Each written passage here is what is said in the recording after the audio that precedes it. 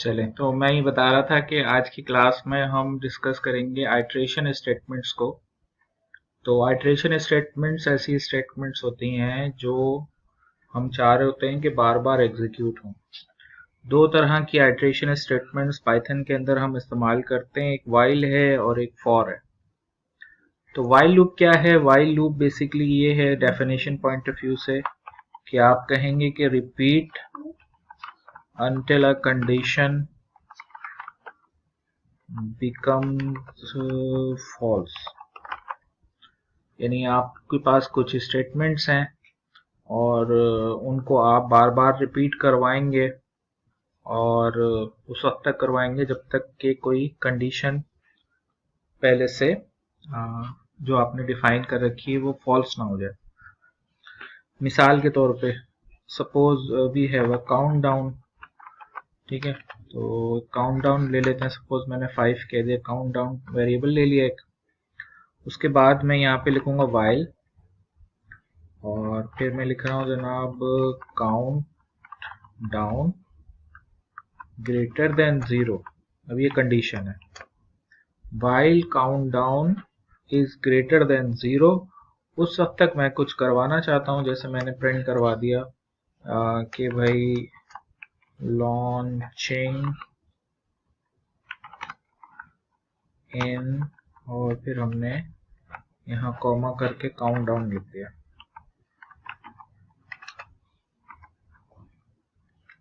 और उसके बाद हम करेंगे ये कि ये काउंट डाउन, इसको कर देंगे काउंट डाउन -1। ये हमारा वाइल का लूप है। और फिर जो है वो आप चाहें तो ये आप प्रिंट करवा दें कि भाई लॉन्च कर दो रॉकेट को। तो ये कोड अगर मैं एग्जीक्यूट करता हूं तो आप देखेंगे कि ये काउंट डाउन शुरू होगा और 5 4 3 2 1, और उसके बाद जो है वो ये कह देगा ब्लास्ट ऑफ। ठीक है, तो ये वाली जो लाइन है आपकी, एक्चुअली ये जो दो लाइनें हैं ये आपने 5 दफा रिपीट करी हैं। होता क्या है, इनिशियली हमारे पास काउंट डाउन में 5 है तो ये कंडीशन ट्रू रिटर्न करती है। तो पहली दफा जब काउंट डाउन में 5 है तो उस वक्त कंडीशन ट्रू रिटर्न करेगी, यानी काउंट डाउन 5 है, 5 इज ग्रेटर देन 0 है। तो ये दो लाइनें प्रिंट हो जाएंगी, एग्जीक्यूट होंगी। ये एक लाइन एग्जीक्यूट होगी, ये प्रिंट कर देगा लॉन्चिंग इन 5, और फिर ये काउंट में एक वैल्यू माइनस करेगा तो काउंट की वैल्यू 5 से 4 हो जाएगी। फिर ये कंडीशन दोबारा चेक होगी और अब की दफा 4 है तो स्टिल ट्रू है, तो ये दो लाइनें फिर चलेंगी। फिर काउंट डाउन की वैल्यू 3 हो जाएगी तो ये कंडीशन दोबारा चेक होगी, फिर ट्रू है तो ये दो लाइनें फिर चलेंगी, काउंट डाउन की वैल्यू 2 हो जाएगी। फिर ये कंडीशन दोबारा चेक होगी तो स्टिल ट्रू है तो ये दोबारा दो लाइनें चलेंगी, तो अब काउंट डाउन की वैल्यू 1 हो जाएगी। फिर ये कंडीशन दोबारा चलेगी जो स्टिल ट्रू है तो ये दो लाइनें फिर चलेंगी और काउंट डाउन की वैल्यू 0 हो जाएगी। फिर कंडीशन दोबारा चेक होगी तो कंडीशन अब फॉल्स है क्योंकि काउंट डाउन की वैल्यू 0 हो चुकी है। तो जब कंडीशन ये फॉल्स हो जाएगी तो ये लूप से बाहर आ जाएगा और ये वाली लाइन प्रिंट करेगा, यानी कि ब्लास्ट ऑफ। ठीक है, तो ये अगर इसमें मैं जो है वो थोड़ा सा कोड में चेंज कर दूं और काउंट डाउन जो है वो मैं 5 के बजाय सपोज 8 कर दूं, तो नतीजे में ये जो काउंट डाउन है ये अब 8 से शुरू होगा और 1 तक जाएगा। अगर मैं 10 कर दूं तो ये 10 से शुरू होगा और 1 तक जाएगा। तो बेसिकली यही स्ट्रक्चर होता है व्हाइल लूप का कि ये चलता रहता है जब तक कि कंडीशन जो है वो आपकी फॉल्स ना हो जाए। तो लिहाजा ये व्हाइल लूप की एग्जाम्पल है। मजीद कुछ एग्जाम्पल्स देख लेते हैं ताकि बात और क्लियर हो जाए। जैसे मिसाल के तौर पे मजीद हम एक कोड लिख रहे हैं, उसमें हमने कहा कि suppose we have a variable password और पासवर्ड में एम्प्टी है जनाब, खाली है। उसके बाद में क्या करता हूँ, वाइल लूप मैंने इस्तेमाल किया, वाइल, और मैंने कहा कि जनाब password is not equal to secret. तो मैं क्या कर रहा हूँ कि पासवर्ड को इनपुट करवा रहा हूँ, एंटर द पासवर्ड। और ये मैं उस वक्त तक करवाता रहूंगा जब तक कि password secret not equal to secret है, उस वक्त तक ये इनपुट लेता रहेगा। तो लिहाजा ये हमेशा चलता रहेगा लूप जब तक कि मैं सीक्रेट एंटर ना कर दूं। और जब ये सीक्रेट एंटर करूंगा तो ये लूप से बाहर आएगा और प्रिंट कर देगा एक्सेस ग्रांटेड। जैसे मिसाल के तौर पे अब ये पूछ रहा है भाई, अब देखें लाइन चल रही है, ये पूछ रहा है एंटर द पासवर्ड, मैंने लिखा 1 2 3 4, तो ये दोबारा पूछेगा। मैंने कहा ABCD, अभी दोबारा से पूछेगा। मैंने कहा जनाब QWER, ये दोबारा पूछ रहा है। अब मैं कुछ भी एंटर कर दूं, मिसाल के तौर पे मैंने लिखा कुछ भी, तो ये मुझसे पूछता ही रहेगा, पूछता ही रहेगा जब तक कि मैं क्या ना करूं, जब तक कि मैं सीक्रेट एंटर ना करूं। जैसे ही मैं सीक्रेट एंटर करूंगा तो एक कंडीशन फॉल्स हो जाएगी, और कंडीशन फॉल्स होने की वजह से ये लूप से बाहर आ जाएगा, और ये लूप से जब बाहर आएगा तो लिखा हुआ आ जाएगा एक्सेस ग्रांटेड। ठीक है, ये नॉट इक्वल टू है, इसका मतलब ये नॉट ऑपरेटर है और ये इक्वल्स टू है, तो नॉट इक्वल टू। तो ये कंडीशन उस वक्त ट्रू होगी जब पासवर्ड सीक्रेट होगा, यानी पासवर्ड सीक्रेट होगा जब ये कंडीशन क्या होगी जनाब, क्या होगी भाई, ट्रू हो जाएगी। सही है। मिसाल के तौर पे देखें, अब हम यहाँ पर एक सिंपल सा काम ही कर रहे हैं कि यूजर से एक नंबर इनपुट ले रहे हैं। मैंने कहा कि भाई नंबर, और मैंने कहा इंट, और फिर उसके अंदर मैंने कहा इनपुट, और फिर मैंने कह दिया भाई एंटर एनी नंबर। चलो, तो ये जनाब नंबर यहाँ पर एंटर हो जाएगा। अच्छा, अब नंबर एंटर करवा लिया मैंने, उसको इंटीजर में कन्वर्ट भी करवा लिया। अब मैं क्या कर रहा हूँ, मैंने यहाँ पे लिखा वाइल, और फिर मैंने कहा कि नंबर इज लेस देन 10, और जब तक के नंबर जो है वो लेस देन 10 है उस वक्त तक चलते रहो। ठीक है, अब नंबर तो हमने इनपुट करवाया, हम एक और वेरिएबल बना लेते हैं, उसको कह देते हैं काउंट, और काउंट में 1 रख देते हैं। सही है, और यहाँ पे नंबर के बजाय मैं काउंट लिख रहा हूँ, while count is less than 10। तो क्या करो भाई, काउंट को प्रिंट करो, या चलो नंबर को प्रिंट कर दो। ठीक है, नंबर को प्रिंट कर दो और काउंट को काउंट प्लस 1 कर दो।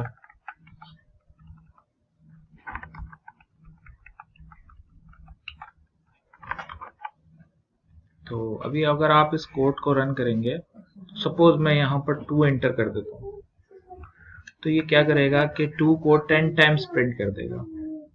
वो कह रहा है कि काउंट की वैल्यू 1 है, तो इनिशियली ये कंडीशन ट्रू होती है क्योंकि काउंट की वैल्यू 10 से लेस है, तो ये ट्रू प्रिंट कर देता है। फिर काउंट प्लस होता है, काउंट की वैल्यू 2 हो जाती है, फिर 3 होती है, फिर 4 होती है। तो काउंट की वैल्यू जब 10 होती है तो ये कंडीशन फॉल्स हो जाती है, लिहाजा ये इसकी जो प्रिंटिंग है उसको स्टॉप कर देता है। इसको लेस देन इक्वल टू कर दिया मैंने। अब इसके बाद मैं क्या करूंगा कि यहाँ पे कॉमा लगा दिया मैंने, और इन्वर्टेड कॉमाज लगा दिए, और यहाँ पे मैंने x लिख दिया। तो अभी क्या करेगा कि 2x कर देगा अगर 2 इंटर करता हूँ मैं मिसाल के तौर पे। अच्छा, उसके बाद मैं यहाँ पे कॉमा लगाता हूँ, और यहाँ पे मैंने काउंट लिख दिया। सही है, तो अब ये 2x काउंट लिखेगा। मिसाल के तौर पे 2 एंटर किया मैंने, तो ये लिखेगा 2। अब देखें ये 2 जो है वो नंबर की वैल्यू है, और ये जो 1 to 10 है ये काउंट की वैल्यू है। सही है, उसके बाद मैंने यहाँ पे दोबारा इन्वर्टेड कॉमाज लगा दिए, और यहाँ पे मैंने ऐसे सिंपल इक्वल्स टू लगा दिया, और कॉमा करके मैं यहाँ पर ब्रैकेट्स के अंदर करता ये हूँ कि नंबर को मल्टीप्लाई कर देता हूँ काउंट से। तो अब आप जब इस कोड को रन करेंगे और यहाँ 2 लिखेंगे तो ये 2 का टेबल प्रिंट कर देगा। ठीक है, आप इसी कोड को अगर दोबारा से रन करते हैं,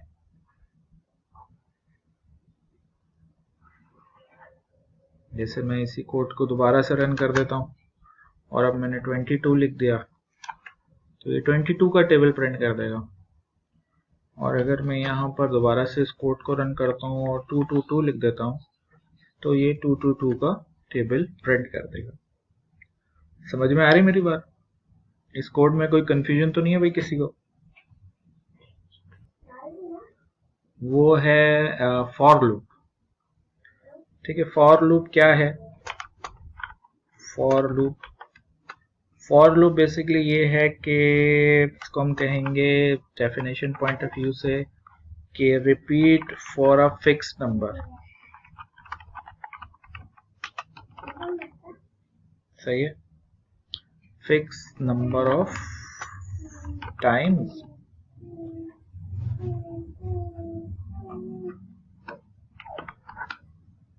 in a sequence.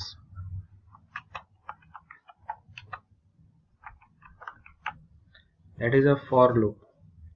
Repeat for a fixed number of times in a sequence. मिसाल के तौर पे पाइथन के अंदर जो for का लूप हम इस्तेमाल करते हैं वो ज़्यादातर हमारे पास कुछ कलेक्शन होती है उसको इस्तेमाल कर रहे होते हैं। सपोज मेरे पास एक लिस्ट है, ठीक है, स्टूडेंट्स के नाम लिखे हुए मेरे पास कुछ और वो लिस्ट डेटा टाइप में, जैसे मिसाल के तौर पे अली नाम है या अहमद नाम है या ज़ारा नाम है या काशिफ नाम है, ये 4 नाम है। तो ये लिस्ट है मेरे पास, इस लिस्ट के अंदर ये 4 नाम मौजूद हैं। तो मैं फॉर का लूप इस्तेमाल कर सकता हूँ। मैं कह रहा हूँ for name in students, colon लगा दिया मैंने और फिर मैंने प्रिंट करवा दिया इनके नाम। तो आप देखेंगे कि ये 4 नाम यहाँ पर प्रिंट हो जाएंगे। आप चाहें तो इसके अंदर कुछ टेक्स्ट मजीद ऐड करवा लें। वेलकम, तो ये वेलकम लिखा हुआ आ जाएगा, welcome Ali, welcome Ahmed, welcome Zara, welcome Kashif. तो ये जो काम किया है ये क्या कर रहा है कि स्टूडेंट की जो लिस्ट है उसमें से एक एक वैल्यू उठा रहा है। 4 दफ़ा चल रहा है ये। यहाँ पे हमने कोई रेंज नहीं डिफाइन करी। वाइल के लूप में हम क्या कर रहे थे, कंडीशन थी कि यहाँ से यहाँ तक चलना है, कंडीशन फॉल्स नहीं हो रही। यहाँ कंडीशन नहीं है, यहाँ पे बेसिकली ये स्टूडेंट का जो लिस्ट है उसकी लेंथ है। यानी अगर आप स्टूडेंट की लेंथ प्रिंट करवाएं ना तो आप ऐसे करवा सकते हैं, आप कहें प्रिंट लेन और उसके अंदर स्टूडेंट दे दें तो ये स्टूडेंट की लेंथ प्रिंट कर देगा। स्टूडेंट की जितनी लेंथ होगी उतनी दफ़ा जो है वो ये लूप चलेगा, 4 दफ़ा। हर आइटरेशन में करेगा ये कि एक एक वैल्यू उठा के इस वेरिएबल में रखेगा और प्रिंट कर देगा। ठीक है, तो इस तरीके से फॉर के लूप को इस्तेमाल किया जाता है। ये कर क्या रहा है कि हर स्टूडेंट के ऊपर आइटरेट कर रहा है और वेलकम के साथ उसको प्रिंट कर रहा है। ठीक है, वन ऑफ द यूजेज जो कि फॉर लूप का है वो ये है जो मैंने आपके सामने यहाँ पर लिखा। फिर इसी तरीके से फॉर लूप का एक और भी मैकेनिज्म है। वही क्या है कि मिसाल के तौर पे मेरे पास एक वेरिएबल है टोटल, इसमें मैंने 0 रख दिया।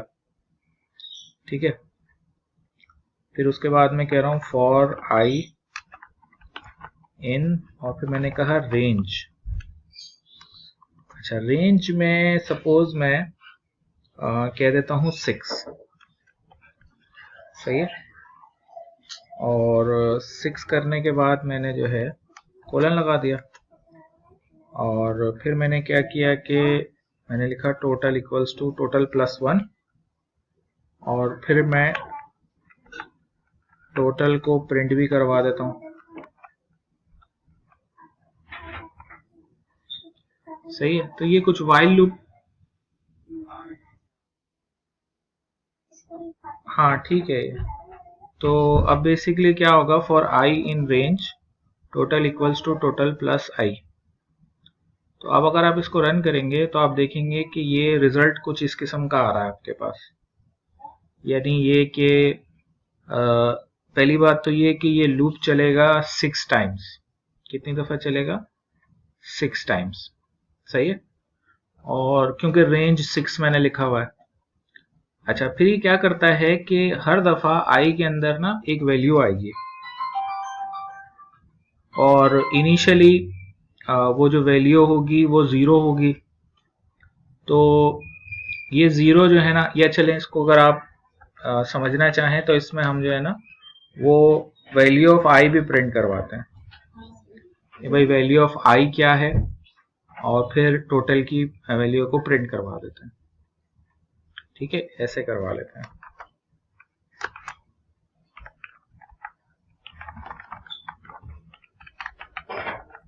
ठीक है,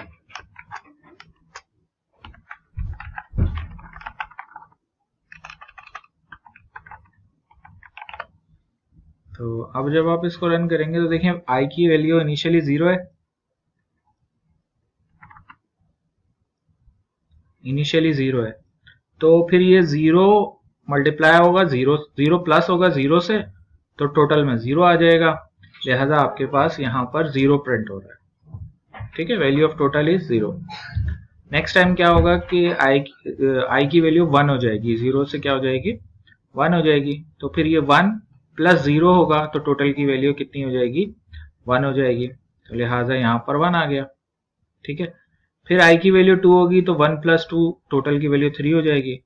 फिर ये 3 प्लस 3 6 हो जाएगा, 6 प्लस 4 10 हो जाएगा, और 10 प्लस 5 15 हो जाएगा। समझ में आ रही मेरी बात? हाँ भाई,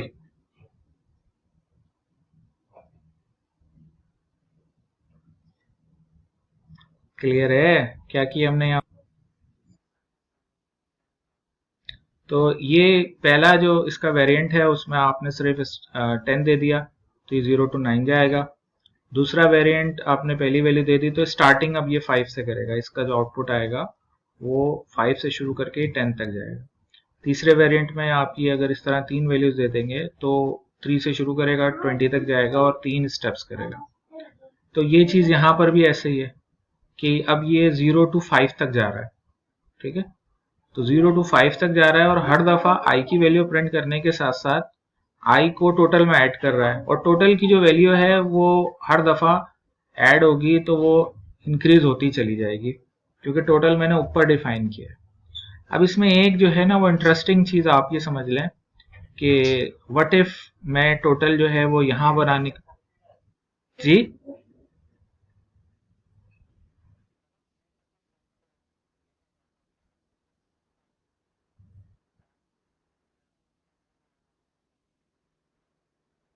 इसकी बात कर रहे हैं?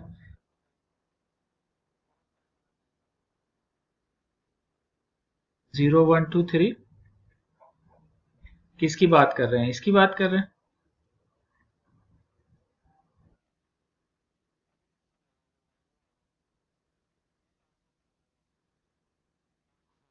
हाँ, वैल्यू ऑफ आई। देखें वैल्यू ऑफ आई तो वही आ रही है ना। देखें ये दो लाइनें मैं कमेंट कर देता हूँ। ये दो लाइनें मैंने, हाँ बता रहा हूँ। तो अभी देखें, अभी तो ये तो आपके पास 0 1 2 3 4 5 आ रहा है ना। अब असल में टोटल की कैलकुलेशन को समझें कि टोटल क्या कर रहा है। तो टोटल क्या कर रहा है कि जो भी वैल्यू है आई की वो टोटल में ऐड कर देता है। इनिशियली टोटल की वैल्यू 0 है। ठीक है, इसको आप ऐसे कर लें कि मिसाल के तौर पे प्रिंट करवा दें। मैं ऐसे प्रिंट करवा रहा हूँ कि टोटल की वैल्यू कॉमा, ठीक है, फिर इक्वल्स टू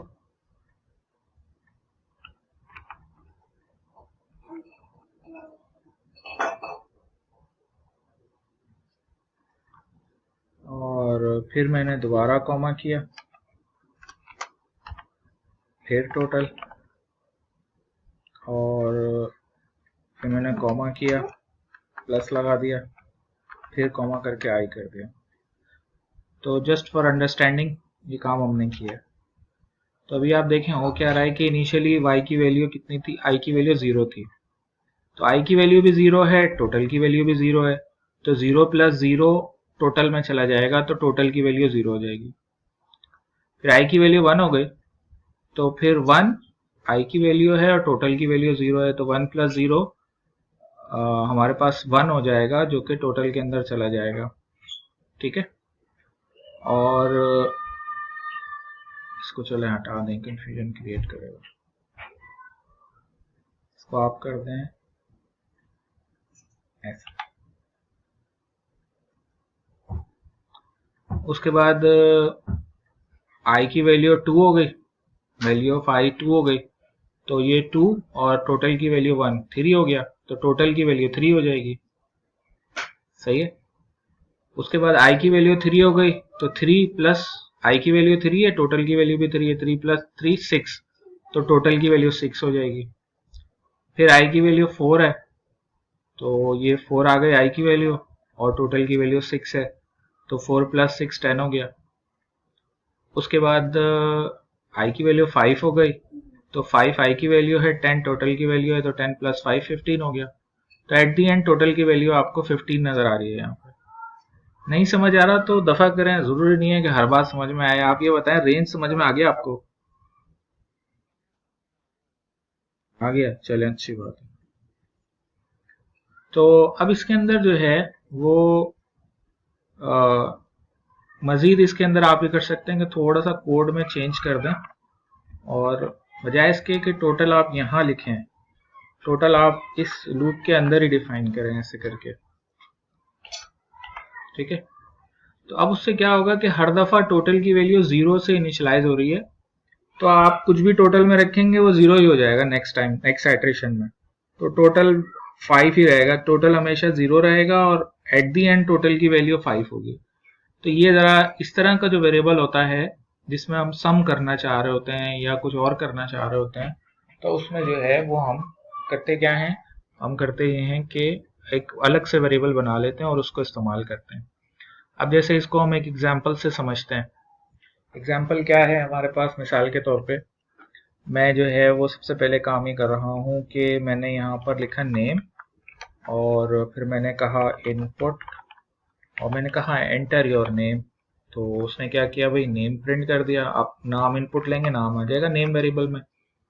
उसके बाद जो है वो मैं कहता हूँ कि जनाब मार्क्स इन, और फिर मैं लिखता हूँ इंग्लिश, कि भाई अपने इंग्लिश में मार्क्स बताओ। तो इस तरह मैंने 3 सब्जेक्ट्स में इनपुट ले लिए, enter your marks in English, enter your marks in mathematics, enter your marks in Urdu. तो इस तरीके से मुझे जो है वो इन मार्क्स भी पता चल गए, इंग्लिश में, मैथमेटिक्स में, उर्दू में। सही है। अच्छा, उसके बाद मैं क्या करता हूँ कि अब मैं इन तीनों मार्क्स को ऐड करता हूँ। तो मैंने एक और वेरिएबल बना दिया, टोटल अंडरस्कोर मार्क्स। ठीक है, तो इसमें मैं तीनों मार्क्स को ऐड कर दिया। टोटल मार्क्स को 300 से डिवाइड करके मल्टीप्लाई कर दिया 100 से, तो परसेंटेज आ गई। तो टोटल मार्क्स भी मुझे पता चल गए, और मैं चाहूँ तो परसेंटेज भी प्रिंट करवा सकता हूँ। सिंपल सा प्रोग्राम है। इसको एग्जीक्यूट करते हैं। मिसाल के तौर पे अब हमने जो है वो नंबर्स इनपुट लेना शुरू करें। मैंने कहा कि भाई नाम तो इसरार है। अच्छा, इंग्लिश में जो है वो 12 नंबर हैं, और मैथमेटिक्स में 15 नंबर हैं, और जनाब उर्दू में जो है वो 20 नंबर है। तो अब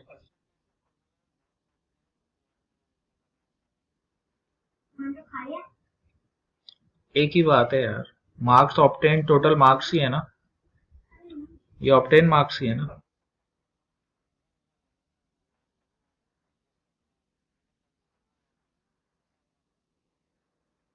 300 टोटल मार्क्स थोड़ी है, टोटल मार्क्स तो बेसिकली जो 12, 15 और 20 का सम है वही तो है।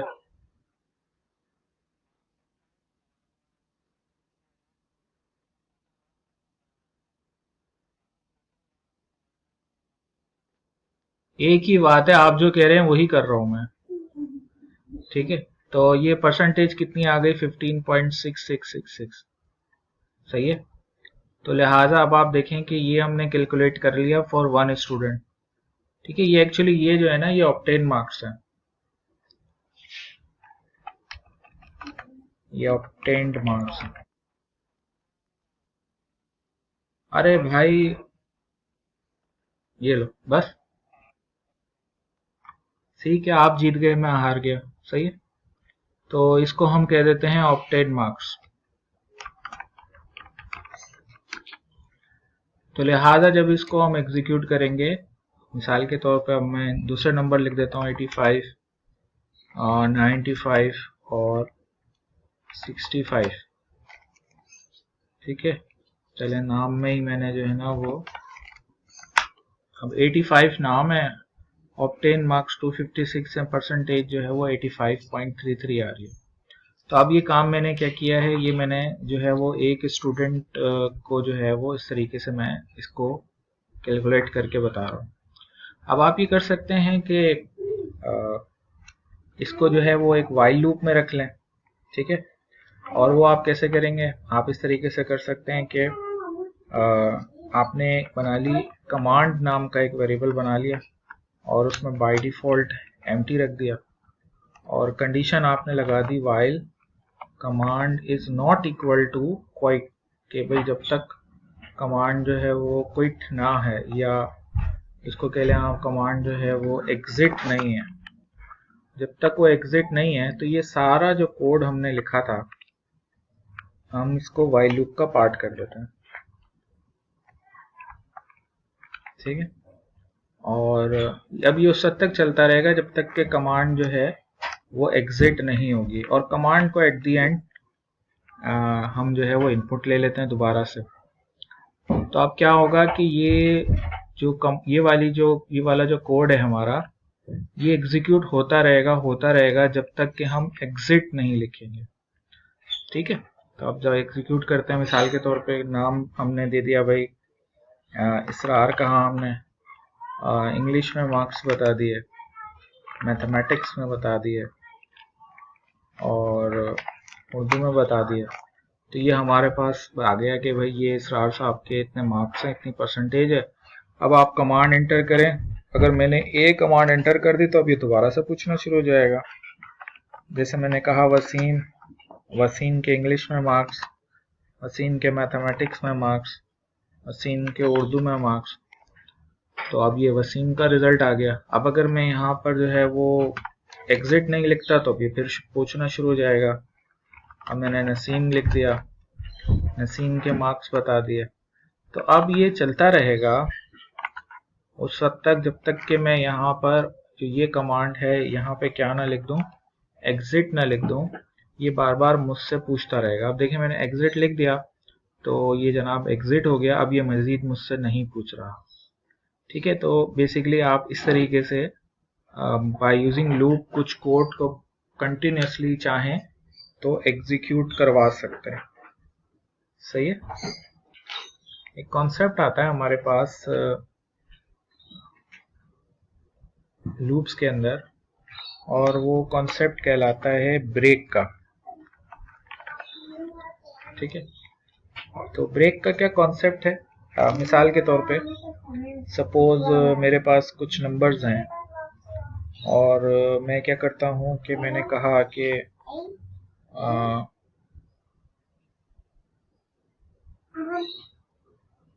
सपोज मेरे पास कुछ नंबर्स हैं, मैं कहता हूँ जनाब नंबर्स, और वो नंबर्स कौन कौन से हैं, 1, 3, 7, 8 है, 9 है, 10 है। सही है, तो अगर मैं एक लूप लगाता हूँ इस तरीके से कि मैं कहता हूँ फॉर नम इन नंबर्स, और प्रिंट करवा देता हूँ इन नंबर्स को। मैंने कहा जनाब नंबर्स, इस तरफ मैंने इन्वर्टेड कॉमा में मैंने लिखा नंबर्स आर।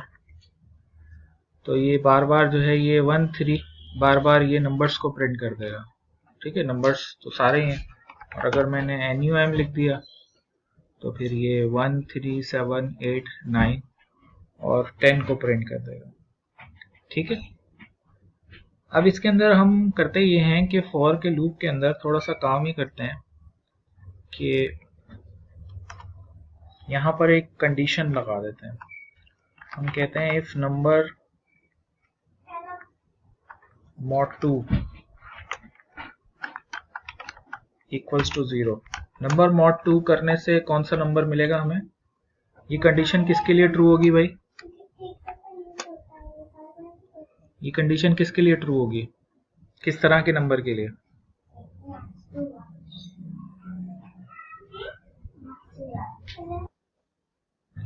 देन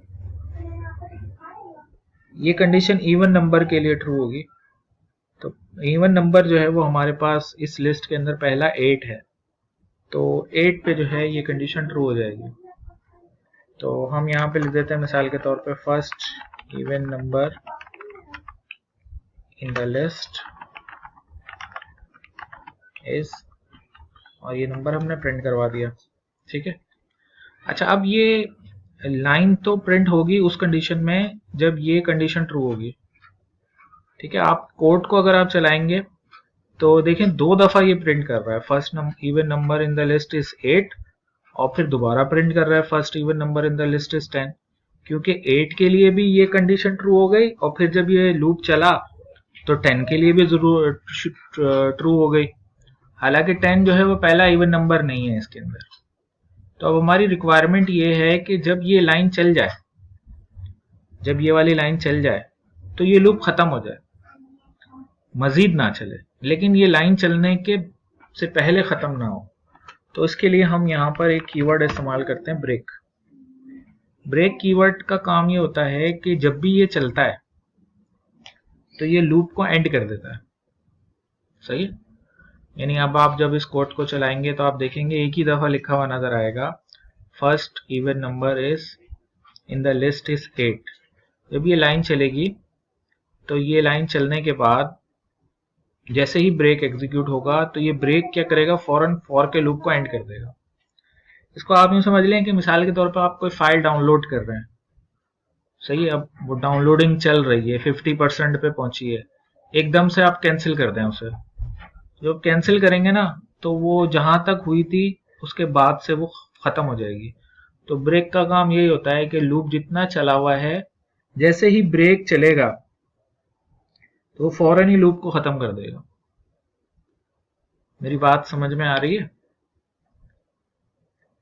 हाँ जी,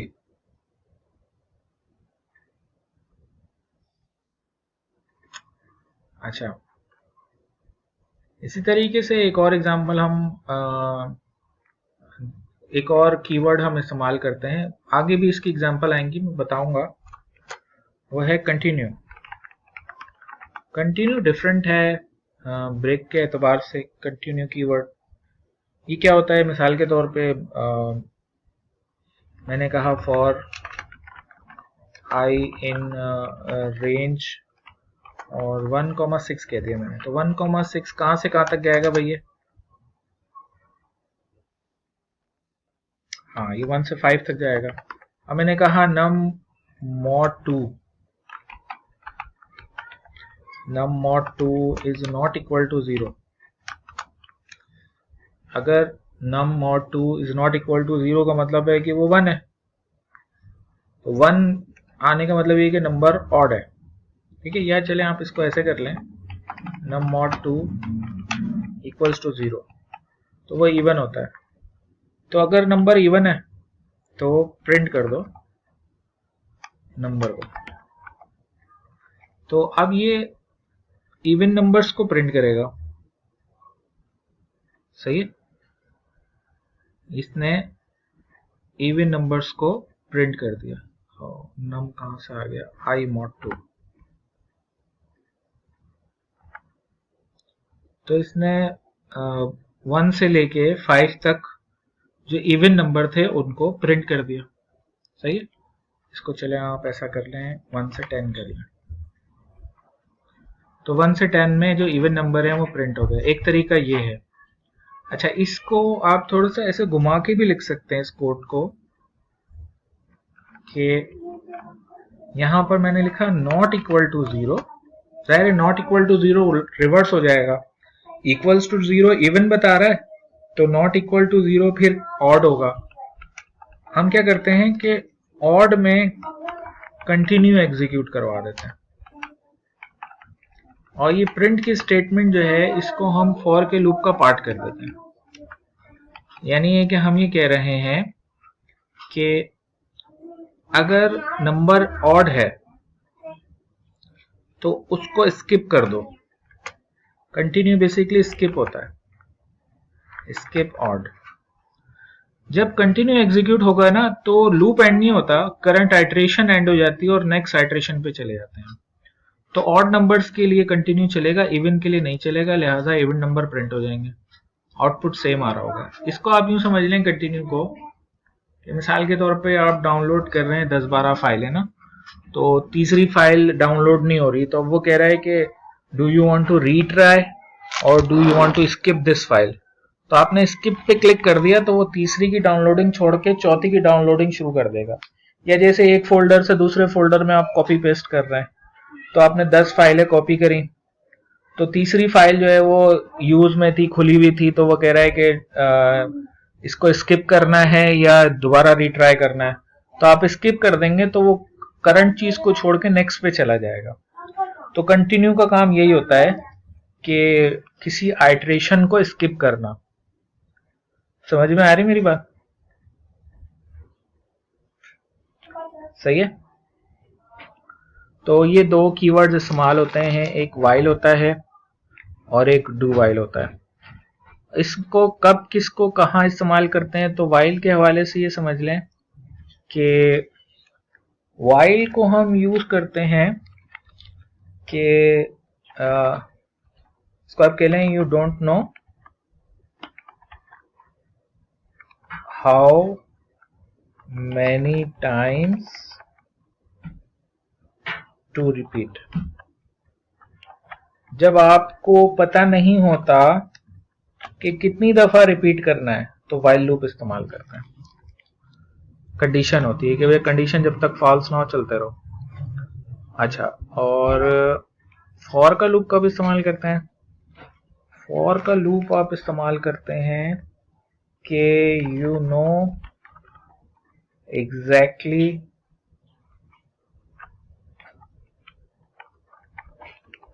हाउ मैनी टाइम्स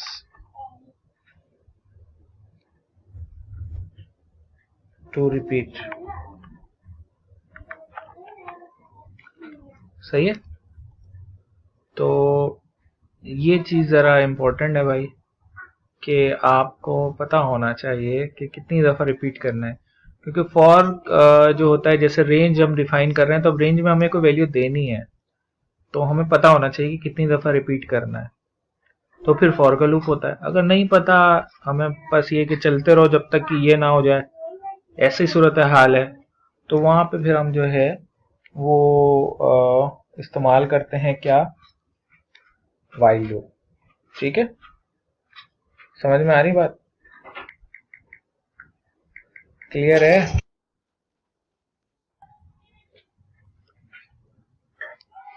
देखिए हम यहाँ पर एक कोड लिख रहे हैं, उस कोड के लिए जो है ना हम एक काम ही कर रहे हैं कि यहाँ पर मैं लिख रहा हूँ import random।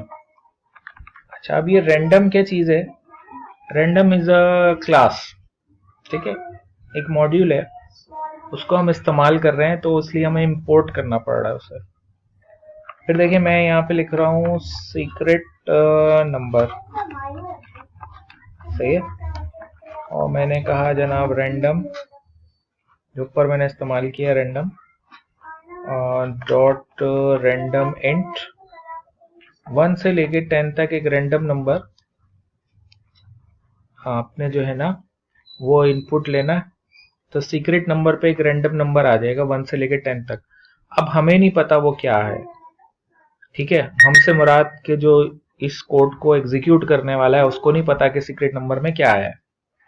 अब हमने एक लूप चला दिया, ठीक है, और उस लूप में हमने बोला कि भाई guess the secret number between 1 and 10, और जो गेस यूजर ने इनपुट किया वो गेस वेरिएबल में आ गया।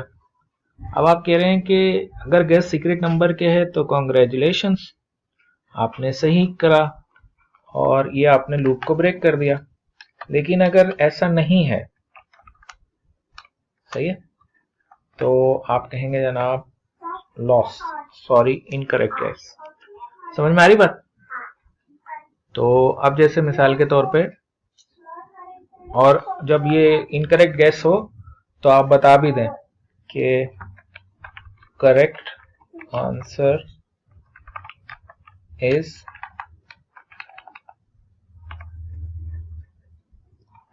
Secret number. सही है। अब जैसे ये चलेगा तो आप मुझे बताएं 1 से 10 तक कोई नंबर बताएं, मुझे गैस करके बताएं भाई।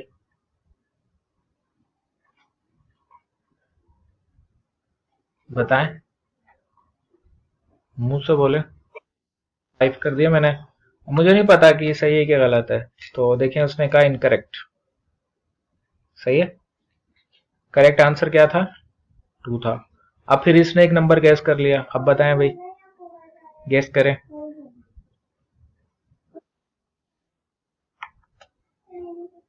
अभी भी इसने 2 का रखा था। अब ये करेक्ट आंसर 2 ही है, ये मैंने समझाने के लिए कर दिया। ये उस वक्त तक चलता रहेगा जब तक मैं क्या एंटर नहीं करूंगा, 2 नहीं करूंगा। ठीक है, तो ये कह रहा है congratulation you guess the correct number. सही है। तो अब आपका ये कोड बेसिकली कुछ इस किस्म का होगा कि ये वाला कोड होगा कि भाई अब आप गेस करते रहे। मिसाल के तौर पे मैंने कहा 1 नहीं है भाई, 2 भी नहीं है, 3 भी नहीं है, 4 भी नहीं है, 5 भी नहीं है, 6 भी नहीं है, 7 भी नहीं है, 8 भी नहीं है, 9 भी नहीं है, 10 मैंने किया। तो ये कह रहा है congratulations you guess the correct number. अगर पहली अटेम्प्ट में मैं 10 कर लेता तो पहली अटेम्प्ट में मैं कर लेता। सही है। तो समझ में आ गया ये क्या करना है secret number point of view से। अब इसमें आपने क्या करना है, अब आपने ये करना है कि इस कोड में थोड़ी सी तब्दीली लानी है और इसमें कॉन्सेप्ट लाना है आपने अटेम्प्ट का। अभी तो अनलिमिटेड अटेम्प्ट है ना, अभी अटेम्प्ट कितनी है, जब तक के करेक्ट नहीं होगा करते रहो करते रहो करते रहो। ठीक है, तो आपने इसमें 3 अटेम्प्ट्स लेकर आनी है। कितनी अटेम्प्ट्स लानी है? 3 अटेम्प्ट्स। इसका कोड आपने लिखना है इसमें। फिर आप जो है ना वो ये कर सकते हैं कि रैंडम नंबर अभी 1 से 10 तक आ रहा है, आप 1 से 100 की रेंज में ले जाएं। सही है। अच्छा, फिर आप इसमें ये कर सकते हैं कि जितनी दफा वो गलत करेगा ना तो उसको आप जो है ना माइनस करें उसकी स्कोरिंग, और उसको बता दें कि आपने जो है ना वो गेम खेला तो आपका इतना स्कोर आया। तो जैसे तीसरे अटेम्प्ट में करने वाले का -20 होगा, फर्स्ट अटेम्प्ट में करने वाले का 0 स्कोर होगा। अगर स्कोर इनिशियली 100 कर लें, पहली दफा में गैस करने पे 100 होगा, दूसरी दफा गैस करने पे स्कोर 50 हो जाएगा, तीसरी दफा गैस करने पे स्कोर 0 हो जाएगा। समझ में आ रही मेरी बात? हाँ जी।